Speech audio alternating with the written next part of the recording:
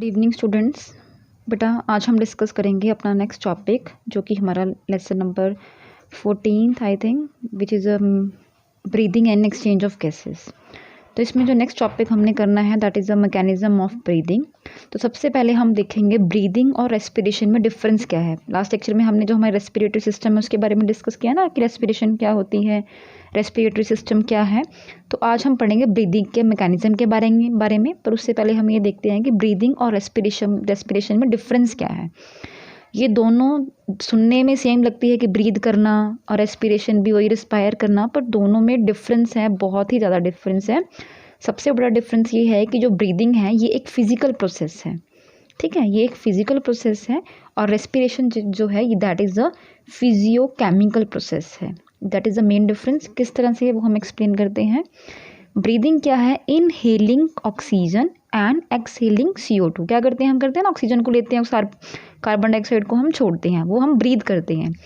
और रेस्पिरेशन में क्या होता है, रेस्पिरेशन में वही जो ऑक्सीजन हम लेते हैं उसका ब्रेकडाउन होता है ऑफ ग्लूकोज में, सो दैट ATP जो होती है वो प्रोड्यूस होती है और वो energy, ATP is a energy, और वो एनर्जी जो है हमारे सेल्स जो हैं वो यूज्ड करते हैं, यूज्ड बाय अ सेल। आपको पता होगा हमारी बॉडी का हर एक सेल जो है वो उसको एनर्जी चाहिए, ठीक है, उसको जो है ऑक्सीजन चाहिए, तो वो इस प्रोसेस से जो है हमें पहुंचती है। जबकि ब्रीदिंग जो होती है वो कहाँ होती है, लंग्स में होती है और इसमें नोज़ माउथ फेरिंग्स जो है वो इन्वॉल्व होते हैं। रेस्पिरेशन कहाँ होती है, सेल्स में। जैसे हम एक एग्जांपल ले लें इसका, माइटोकॉन्ड्रिया। माइटोकॉन्ड्रिया भी एक सेल है ना, सेल ऑर्गेनेल है, तो माइटोकॉन्ड्रिया में भी ये प्रोसेस होती है। ब्रीदिंग एक वॉलंटरी भी है और इनवॉलंटरी भी होती है। वॉलंटरी का मतलब क्या होता है, वॉलंटरी का मतलब होता है जैसे जब हमें पता हो कि जैसे कि हम खा रहे हैं, कुछ बोल रहे हैं, जब हम पता चल रहा है ना कि हाँ हम सांस ले रहे हैं, ठीक है, ब्रीद कर रहे हैं। और इनवॉलंटरी होता है ड्यूरिंग स्लीपिंग, जिस टाइम पे हम स्लीप में हैं लेकिन उस टाइम पे भी हम जो है ब्रीद करते हैं। रेस्पिरेशन क्या होती है, ऑलवेज इनवॉलंटरी होती है, हमारी बॉडी के अंदर होती है, हमें पता नहीं होता कि किस तरह से प्रोसेसिंग जो है वो चल रही है। इसमें जो है ATP की प्रोडक्शन नहीं होती, इसमें ATP एनर्जी जो है वो फॉर्म्ड होती है। ये होती है आउटसाइड द सेल, सेल के बाहर होगी, और ये कहाँ होगी, इनसाइड द सेल्स। इसमें किसी भी एंजाइम की ज़रूरत नहीं पड़ती ब्रीदिंग में, जबकि रेस्पिरेशन में बहुत सारे एंजाइम जो हैं वो यूज्ड होते हैं। तो इस तरह से ब्रीदिंग और रेस्पिरेशन में ये डिफरेंस है। बहुत टाइम्स में ये हम बोल सकते हैं क्वेश्चन ये हमेशा ही आता है, तो आपको ये डिफरेंस जो है बेसिक है बच्चे, ये आपको पता होना चाहिए ब्रीदिंग और रेस्पिरेशन में डिफरेंस। अब हम शुरू करेंगे कि ब्रीदिंग का मैकेनिज्म क्या है। तो ब्रीदिंग क्या है, पता लग ही गया है सबको। Sending fresh air to respiratory organ, जिसे हम बोलते हैं inspiration, and expelling of foul air from the expiration. मतलब इंस्पायरेशन और एक्सपायरेशन दो प्रोसेस होगी। हम क्या करेंगे, O2 और CO2 का एक्सचेंज होगा ब्रीदिंग में।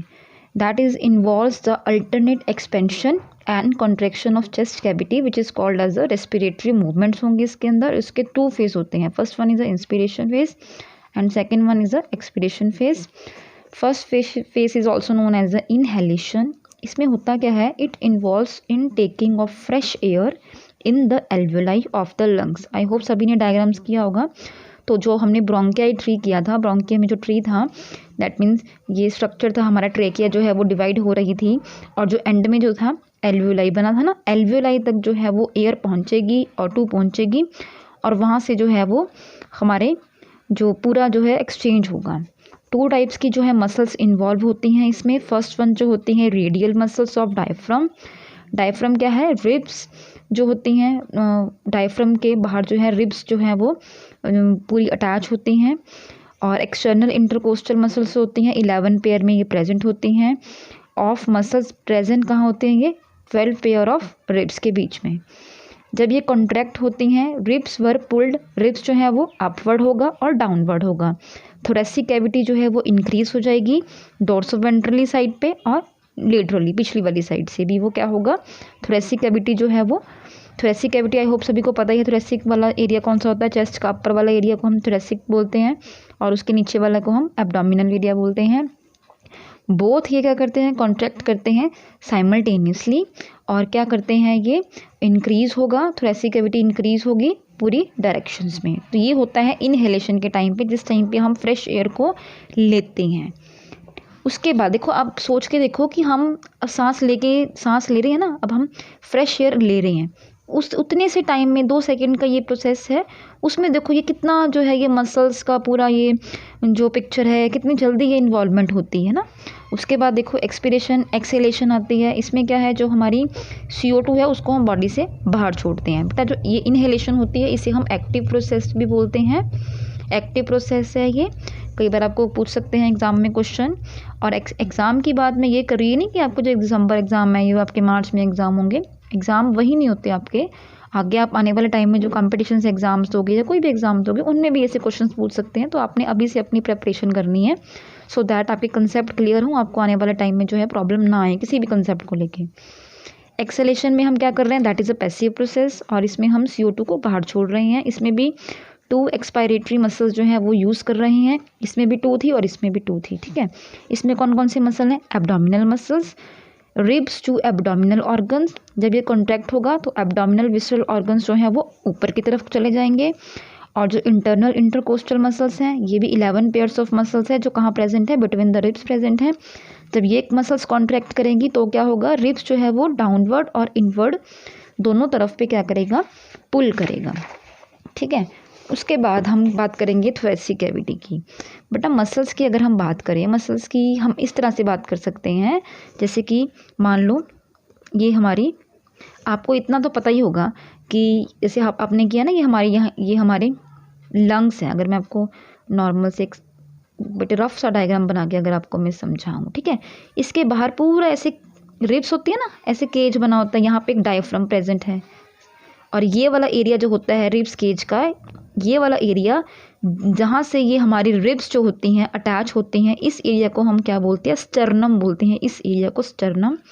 और ये एरिया जो हमारा वर्टिबल कॉलम है, मान लो ये हमारा स्टर्नम है, स्टर्नम जो क्या है आगे वाली साइड पे चेस्ट कैविटी में अटैच है, और that is a vertebral column, जो कि जिसे हम बोलते हैं रीढ़ की हड्डी, ये पिछली साइड पे है। तो ये हमारी जो रिब्स हैं आपने देखा होगा आगे से पीछे की तरह इस तरह से ये अटैच होती हैं, ठीक है।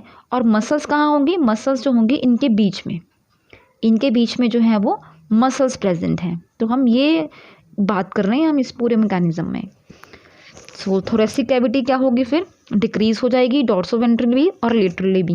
कब डिक्रीज होगी थोरेसिक कैविटी, जब इंटरनल इंटरकोस्टल मसल्स जो हैं वो कॉन्ट्रैक्ट करेगी, तब जो है वो रिब्स क्या है हमारी डाउनवर्ड जाएंगी। और आप एक बार अपने ध्यान से करके देखो, O2 जब आप करोगे ना, ब्रीथ करोगे, उस टाइम पे आप ये पूरा मैकेनिज्म एक बार फॉलो करके देखना तो आपको समझ आएगा। अगर हम कंट्रोल की बात करें तो 2 कंट्रोल्स हैं, नर्वस कंट्रोल और केमिकल कंट्रोल। नर्वस कंट्रोल में 4 रेस्पिरेटरी सेंटर्स हैं, जो कि हमारे मेडुला ऑब्लिंगेटा और पोनस वेरोलाई जो कि हमारे ब्रेन के एरिया हैं, वहाँ पे होता है कंट्रोल। कलेक्टिवली हम इसे रेस्पिरेटरी रिदम सेंटर भी बोलते हैं, inspiratory centre, expiratory centre, pneumotaxic centre और एपनियोस्टिक सेंटर। ये जो हैं 4 सेंटर हैं जो कि कंट्रोल करते हैं रेस्पिरेशन की प्रोसेस को। Second one is a chemical control. इसमें बेटा सबसे पहला जो आता है CO2 की कंसनट्रेशन और O2 की कंसनट्रेशन। हम कार्बन डाइऑक्साइड और ऑक्सीजन का ही एक्सचेंज कर रहे हैं ना, तो इन दोनों की कंसनट्रेशन जो है उस पर भी डिपेंड करता है रेस्पिरेशन। CO2 की कंसनट्रेशन अगर इंक्रीज़ होगी तो क्या होगा इन द ब्लड, तो हमारे जो सेरिब्रो स्पाइनल फ्लूइड है, स्पाइनल जो हमारा फ्लूइड है वो इंक्रीज़ हो जाएगा, और रेस्पिरेशन रेट और जो हमारी वेंटिलेशन है ऑफ द लंग्स की वो भी इंक्रीज़ हो जाएगी। अगर O2 की कंसनट्रेशन बढ़ेगी तो हमारा जो रेस्पिरेशन सेंटर है वो बहुत लेस सेंसिटिव है ऑक्सीजन चेंज के लिए in the blood then the carbon oxide.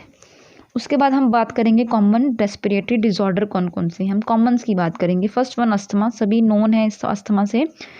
Inflammatory disease है ये एयरवेज ऑफ द लंग्स में। इसमें होता क्या है, जो हमारा ब्रोंकियाई है, आई होप सभी को पता होगा ब्रोंकियाई क्या है। ट्रैकिया का ही आगे डिवीज़न होती है ब्रोंकियाई, वो नैरोइंग हो जाएगी बाय द मतलब उसमें स्वेलिंग इन्फ्लेमेट हो जाएगी, वो स्वेलिंग आ जाएगी उसमें। क्यों होती है बेसिकली बेटा, ये जो किसी को भी जो एलर्जी की प्रॉब्लम होती है उनको अस्थमा की प्रॉब्लम जो है वो हमेशा ही रहती है।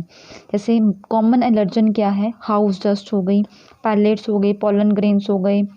पोलन ग्रेन्स हमारे जो प्लांट्स के पोलन ग्रेन्स होते हैं, पेट एनिमल्स की जो डस्ट होती है, धूल मिट्टी, मतलब ये जो डस्ट है, इन सब डस्ट सिर्फ धूल मिट्टी से नहीं आती, उन सब में ये सब चीज़ें जो हैं वो इन्वॉल्व होती हैं, उनको मिला के हम कॉमन एलर्जन बोल। किसी को इससे प्रॉब्लम हो सकती है, किसी को पॉलन ग्रेन से, तो अलग अलग तरह की एलर्जी होती है। ये करते क्या है, ये स्टिमुलेट करते हैं गॉबलेट सेल्स को, जो कि सिक्रीट करते हैं एक्सेस म्यूकस, जिससे कि क्लॉग होता है हमारा ब्रोंकियाई, और ब्रोंकियोस जो होते हैं हमारे रेस्पिरेटरी सिस्टम में, उसको ये क्या कर देते हैं, ये उसके सेल्स की सिक्रीशन को क्लॉग कर देते हैं। सिम्टम्स में होता है कि वीजिंग, कफिंग, वीजिंग मतलब सांस लेते हैं तो एक सीटी की आवाज़ आती है, खांसी होना, ब्रीथ में कमी आना, तो ये कुछ कॉमन सिस्टम है। सेकंड वन जो है emphysema, that is the inflation ये होता है जो मैक्सिमम लोग स्मोक वगैरह करते हैं, सिगरेट स्मोकिंग करते हैं। इससे क्या होता है, जो प्रोटीनेज हैं वो इनएक्टिवेट कर देते हैं एंटी प्रोटीनेज एंजाइम को, जिससे होता है कि ये बीमारी हो जाती है। और जो सिम्टम्स क्या हैं इसके, जो हमारे एल्वेलाई है, एल्वेलाई आई होप सभी को भी याद है, जो हमारा एंड वाला पोर्शन है हमारी ब्रोंकियाई ट्री का, जिसके अंदर जो है हमारी O2 एंड में तक पहुंचेगी, वो जो क्या होगा, इन्फ्लेम हो जाएगा, रप्चर हो जाएगी, एल्वेलर की वॉल जो है वो रप्चर हो जाएगी। तो अब देखो हमारा कितना नुकसान पहुंचता है इस स्मोकिंग से। नेक्स्ट वन क्या है, ऑक्यूपेशनल रेस्पिरेटरी डिजीजेज। कई बार क्या होता है, जो इंडस्ट्रीज़ में काम करते हैं लोग, कंपनीज़ में वर्कर्स काम करते हैं, वहाँ पे बहुत सारे पोल्यूटेंट्स होते हैं इंडस्ट्री से जो जनरेट होते हैं, उससे भी जो है वो डिसऑर्डर, रेस्पिरेशन प्रॉब्लम्स आती हैं। सबसे पहला क्या है, कॉमन की हम बात कर रहे हैं, silicosis cause by clay, sandstone grinding. जो ऐसी कंपनी है जो जिसमें पत्थर का काम होता है, मिट्टी वाला काम होता है, तो उनमें बेसिकली क्या होता है, इरिटेशन, फॉर्मेशन ऑफ लम्स बन जाते हैं। उसके बाद एस्बेस्टोसिस, ये क्या है, हमारे रेस्पिरेटरी जो हमारा ट्री होता है, ट्रैक होता है, वहाँ पे इनहेलिंग हो जाती है।